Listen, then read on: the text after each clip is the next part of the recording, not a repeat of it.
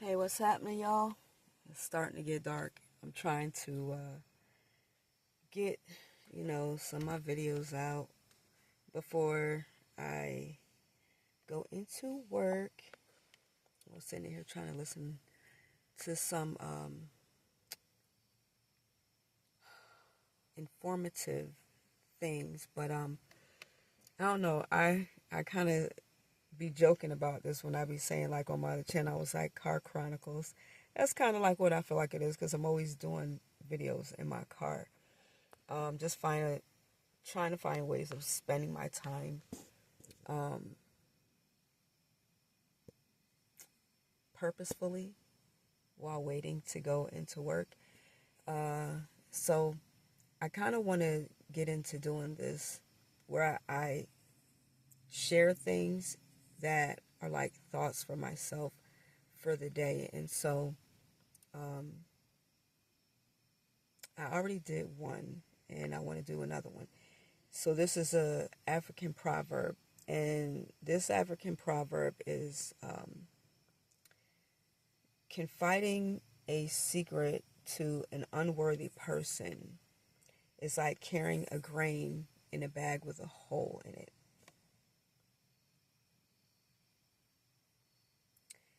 Um,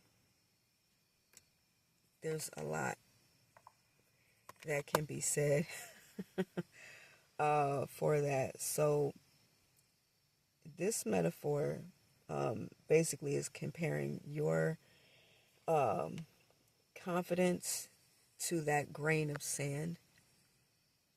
And it's something valuable that you're trying to protect, so you put it in a bag.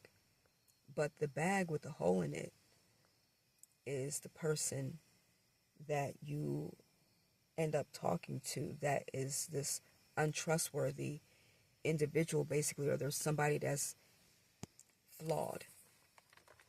And we've all dealt with people like this where, we see these red flags in people, but we fail to take heed to the red flag in them. And then we get upset, later when something unfortunate happens because we trusted in them. So there's two things. I just be hearing all kind of stuff.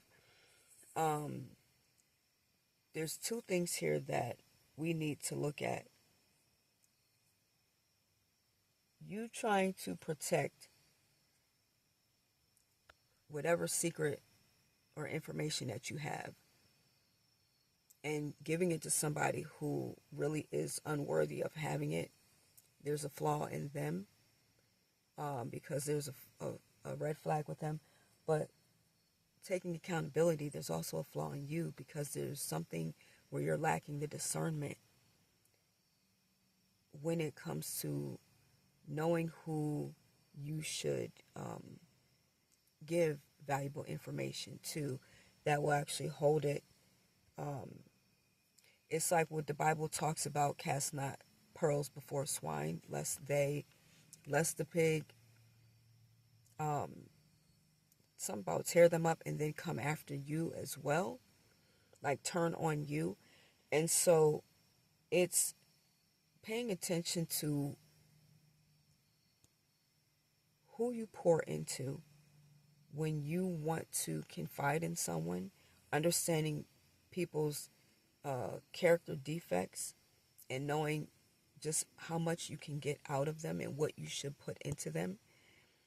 And then also recognizing the flaws or the defects in yourself too, because if you're in a position where you can't really understand, or you don't really see the flaws in someone else to know this is somebody that I should not trust, you really got to check yourself. This is like a situation that a girlfriend of mine had, and she was saying how the two females that she befriended,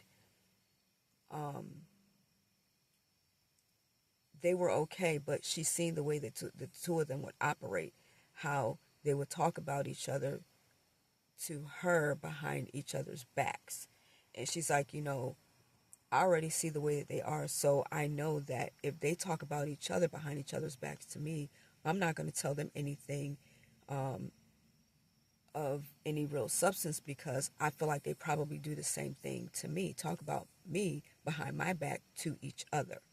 So it's recognizing, and that's where she has discernment. You know what I'm saying? It's like you have to recognize not just the flaw in someone else, but the flaw in yourself if you participate in doing something that you know could end up coming back and biting you in the ass. Don't blame somebody because you told somebody something and then get mad because they didn't hold it down for you and keep your secret, when you already seen that their character that they weren't the kind of person that you could tell secrets to, and then they went out and disclosed everything to everybody. Now you want to get mad at them because they couldn't keep a secret, but you won't take accountability for the fact that you shouldn't have told them because you already seen that they were not a trustworthy individual. So we have to learn to trust, look at people and use wisdom and discernment when we are dealing with human nature. A lot of times through disappointment of experiences, we learn how to then deal with people, unfortunately. I'd rather learn through somebody else's mistakes, but this is where we need to get in the habit of studying people, paying attention to people's characters, and not just excusing people because we like them or because they're family or, whatever. But really understanding that when a situation like that happens, it's not just a problem on the other person's, what is that?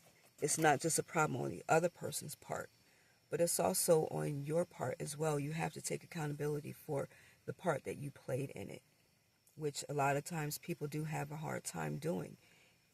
It's like the Bible says, and I hate to keep on using it as a reference, but it's got some good things in there where it talks about,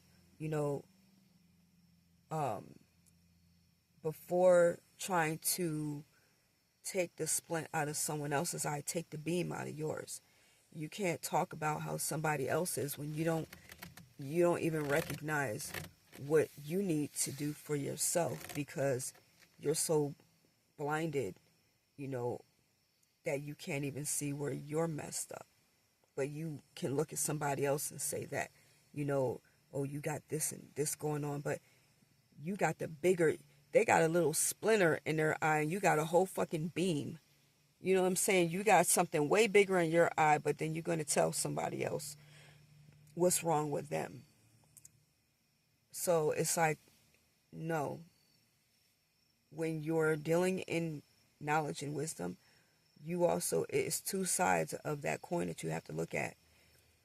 You have to look at not just what someone else did, but understanding that you should have recognized the kind of person that they were and used discernment to then say, I shouldn't have trusted them with this information, and it's my fault that they went out and spread this information, because if I didn't tell them in the first place, this wouldn't have happened to me. So that's it. Dang. That's it for me, y'all. I gotta get ready to get out of here anyhow. So I want to make sure that my car don't cut off on me, because I cannot afford to drain the batteries. So hopefully y'all got something out of that.